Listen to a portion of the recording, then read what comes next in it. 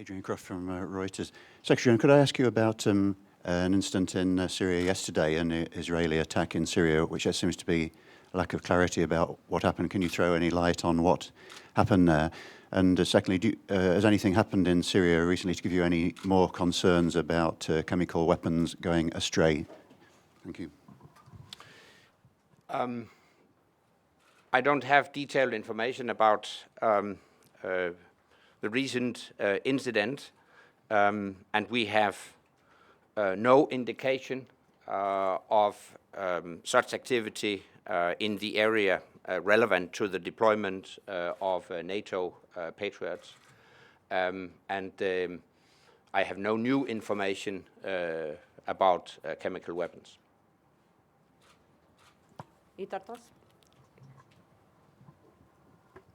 Itartas News Agency, Denis Dubrovin. Secretary General, do you expect in 2013 any breakthrough in the talks with Russia, especially on the anti-missile defense, taking into consideration that the political cycles have changed in Russia and United States? We have now a new ambassador. Do you expect any good news? Thank you. Definitely, I expect good news in 2013, not least because we have adopted a NATO-Russia Council work program, a comprehensive work program with a lot of new elements in our practical cooperation. So in that respect, I clearly expect good news in 2013.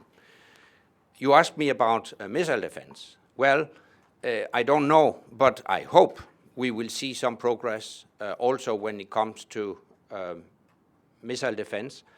I hope that the clarification of the political situation, both in Russia and in the United States, will pave the way for some progress. Our invitation to Russia to cooperate on missile defense still stands.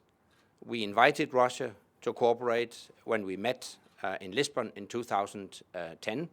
I hope to see progress. I do believe it's in our mutual interest to embark on cooperation to the benefit of people in Russia and people in NATO countries. We have two questions over here. Start with German television in the second row. Secretary General Kennikles from German television ZDF. A follow-up to the question of the colleague of Reuters. The hit of Israel in Syria, does it have any impact on the security situation of the NATO mission along the border, the Turkish-Syrian border? Is there a certain step of alarm we have now, or how would you describe the situation? Has it changed? As I mentioned, we have no indication of such activity in the area relevant to the deployment of NATO Patriots. Obviously, we are monitoring the situation closely, and we will continue to do so. But I can tell you that we are first and foremost focused on our defensive deployment to protect the population and territory of Turkey. Japanese media. Japanese Daily Mainichi. If you see the hostage taking in Algeria, where the civilians of your member state killed, as well as Japanese are killed, how do you evaluate the security threat, especially by Islamic terrorists from North African region? First of all, I condemn in the strongest possible terms the terrorist attack in Algeria. And express my sympathy with the families affected by this tragic attack, and express my solidarity with the countries that have been involved. This attack reflects the the insecure situation in the Sahel region and in northern Africa.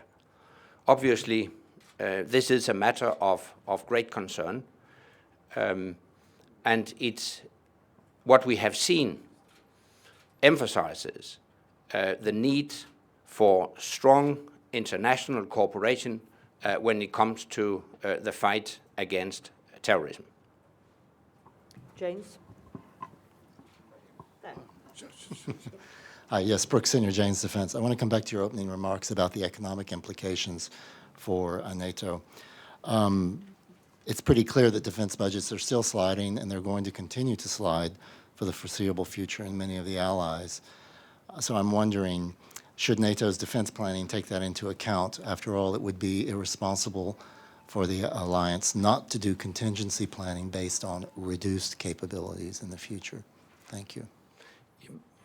Obviously, realities when it comes to defense budgets will be included in our defense planning. Our defense planning is about ensuring that overall we have the capacities we need to address the security challenges of today and live up to our level of ambition.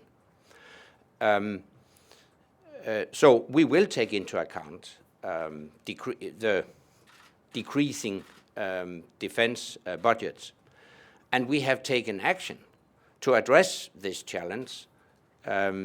We have launched the concept of smart defense, which is about more efficient use of our resources through more multinational cooperation.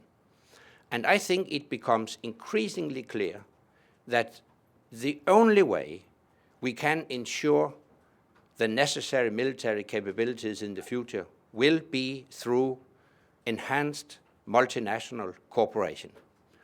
Only a very few, at the end of the day, maybe only one ally will be able to acquire advanced and very expensive military equipment on their own.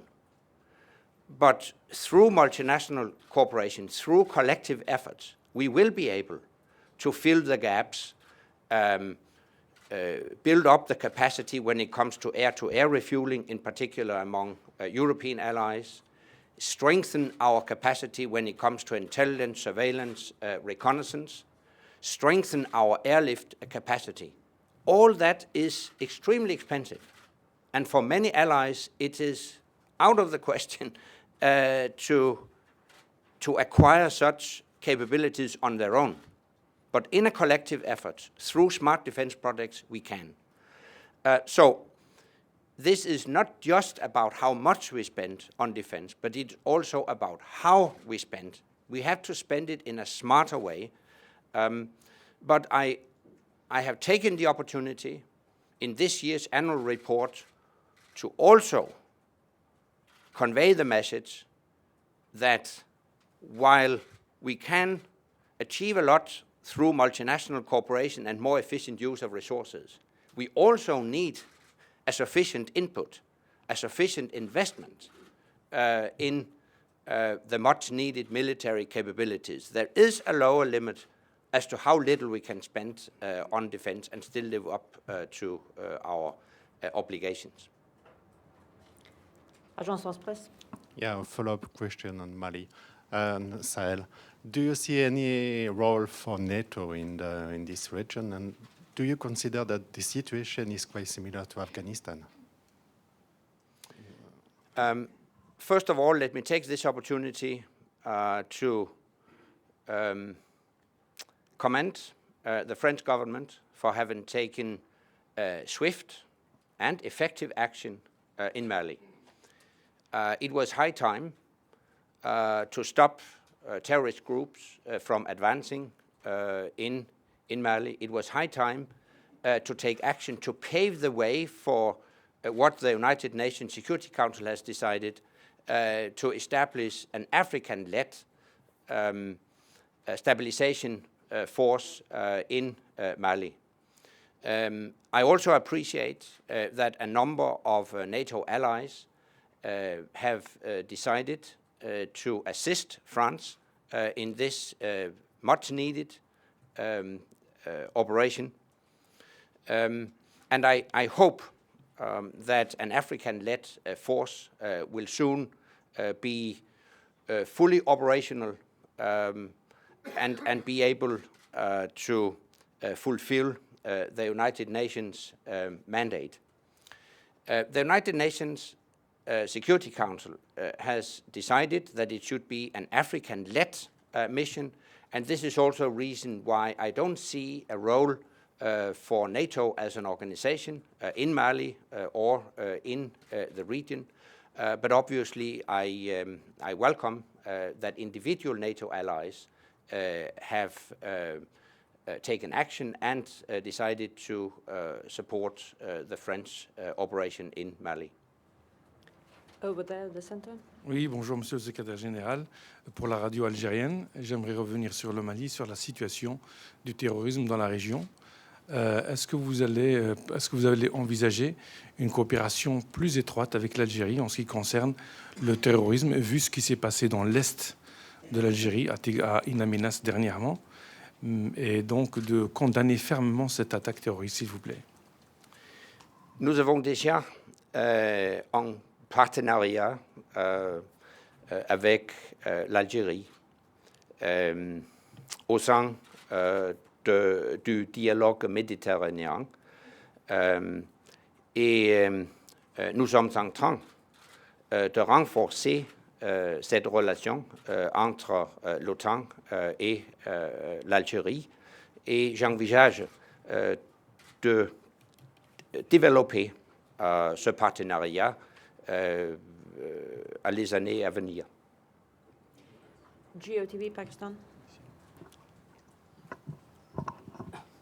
Khalid Hamid Faruqi from Geo Television and Young Group of Newspaper. Secretary General, a month ago, Pakistan has announced that it would release all Afghan Taliban fighters from Pakistani jail. Is this happening with your understanding, and what is your comment on that? Thank you. It's a national decision. We don't interfere with such national decisions. We take it for granted that Pakistan will live up to her international obligations and take all necessary steps to prevent terrorism and violence in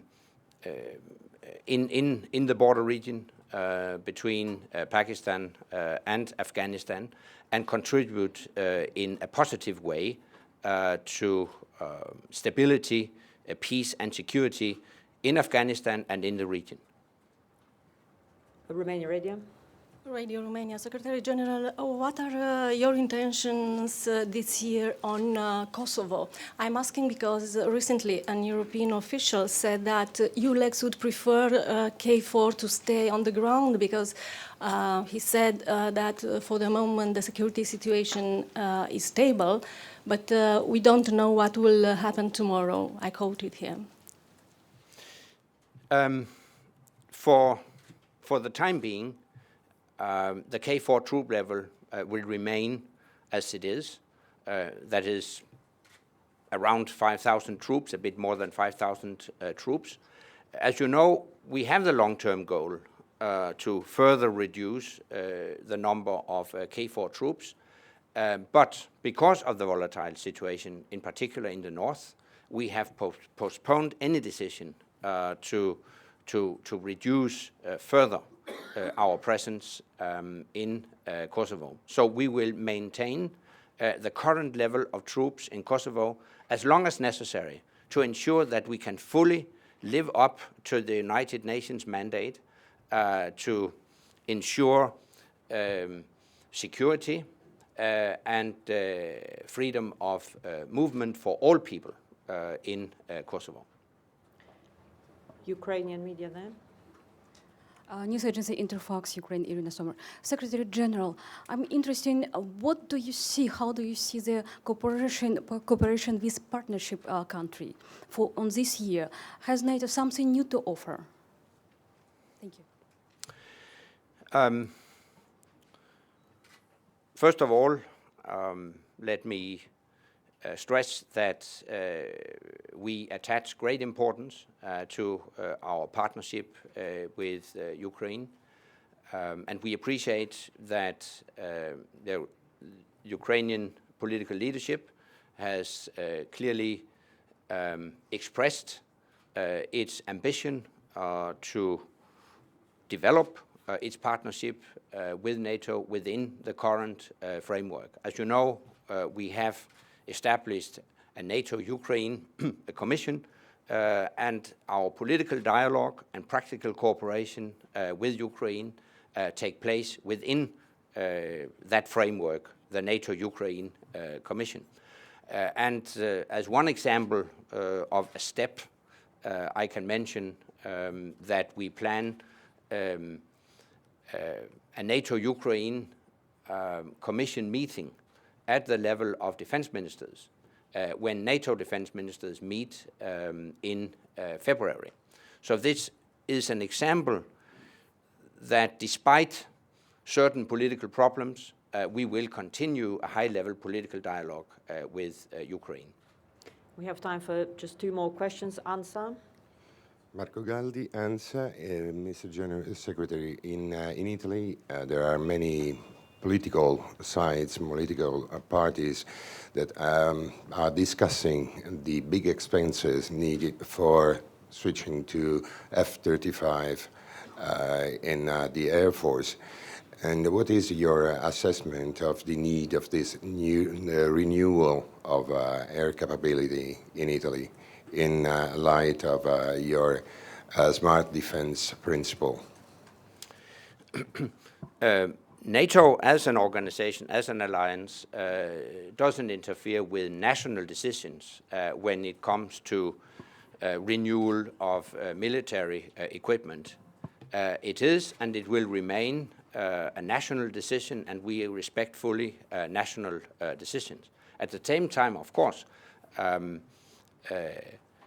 we take for granted that allies take decisions within the framework of the NATO defense planning process with a view to ensuring that overall the alliance has the capacity that is needed to address the security challenges of today.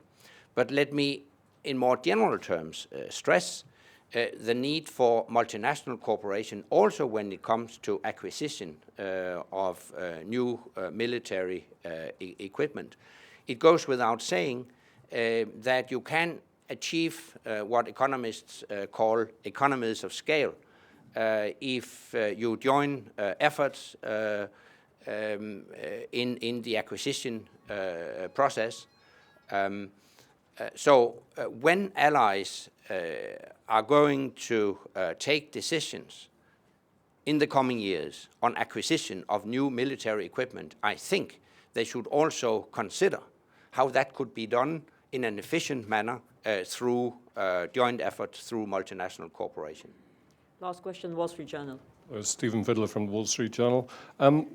2 questions, one on Mali and what that says, what the operation so far says in your view about the capabilities of some of the Western allies and whether it shows any lack of capability or capabilities that they need to make up. I know it's not a NATO mission, but it gives some indication about the capabilities of the Western allies. The other thing you said earlier is there is a lower limit to the amount of spending that allies can make. Do you think any allies, well, what is that lower limit? Are we close to it or even below it in the case of some allies? Are some allies, have they gone too far already? Let me start with the latter.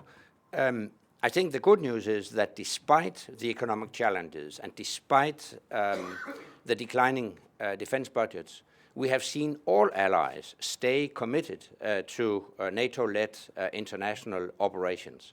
It's quite an effort to deploy troops, for instance, in Afghanistan. And we shouldn't underestimate these deployments as a very strong driving force for reform and transformation, modernization of our armed forces during recent years. So even nations that have made very deep cuts in defense budgets have preserved their ability to deploy armed forces in NATO-led international operations. So I would resist temptation to enter that slippery slope, to name and shame individual nations, because overall we have really seen a strong commitment to participation in international military operations. And if I have specific messages and encouragement to individual governments, I will deliver it directly in the meeting room with the political leadership. So my message is really a balanced message. On the one hand, I caution against too deep cuts in defense budgets. On the other hand, I also emphasize the positive news that despite the economic austerity, nations have stayed committed to deployments in international operations, stayed committed to reforms and transformation of their armed forces, and we have overall seen more deployability, more flexibility, more mobility of NATO nations' armed forces. Now, as regards your first question about capabilities in relation to the operation in Mali, again, let me start with the positive news. Again, we have seen European allies take the lead. France has reacted swiftly and effectively, as I said. I appreciate that. Other European allies have decided to assist France in different ways. The United States and Canada have also decided to assist France. And it points to the strength of being an alliance. I mean, even if NATO doesn't have a role as an alliance, the fact that we are an alliance, the fact that individual allies are able to cooperate and operate together is due to the framework we do have as an alliance. We're used to work together. Our military equipment can operate together. Our personnel can operate together because they know each other. So it's an example that even in the case that the alliance as such doesn't have a role, indirectly it contributes to making such an operation a success because individual allies are used to work together. But having said that, of course, the operation also illustrates that European allies still need strong support from the United States in their endeavors to carry out such an operation. So I think the Mali operation once again points to the need for increased European efforts to fill the gaps when it comes to essential military capabilities such as intelligence, surveillance, and reconnaissance.